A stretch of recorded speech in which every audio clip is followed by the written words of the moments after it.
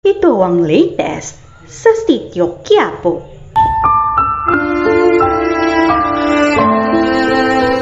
Dahil sa masyadong naging komportable sina Lena at Rigor sa isa't isa, ay hindi nila napigilang maging malapit kahit sila ay nasa trabaho. Dahil dito, ay napansin ni Mando ang kanilang kilos at pinagdududahan na nga niyang may namamagitan sa dalawa. At gawa ng matagal ng kakilala ni Rigor ang kanyang kaibigan, ay napansin niya ang kinikilos nito kaya't agad niyang binalahan si Lena na kailangan nilang mag-ingat dahil kung hindi ay mabubuko ang kanilang relasyon.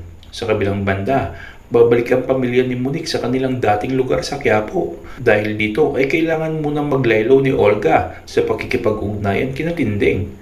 Pag nagkataon kasi ay baka matyambaan siya ni Mang Marsing at mabuo ang kanyang pagpapanggap bago pa niya maisakatuparan ang kanyang misyon.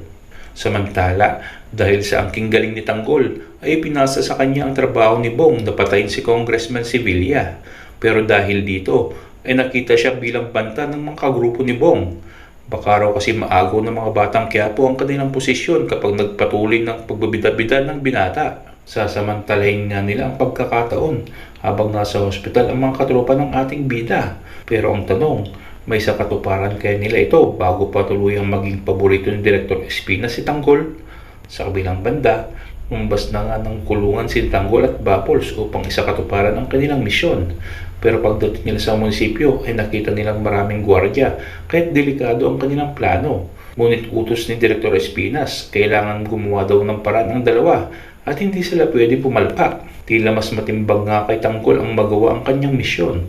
Banta kasi sa kanya ng mga tauhan ni Direktor, may mangyayari daw sa kanyang mga katropa kapag hindi nila nagawa ang kanilang trabaho. Paano lulusutan nila Pabols ang mga hadlang upang mapatay si Congressman Sevilla? Kaya atin niyang pakaabangan dito lamang sa FPJ's Batang Quiapo. Thank you and God bless.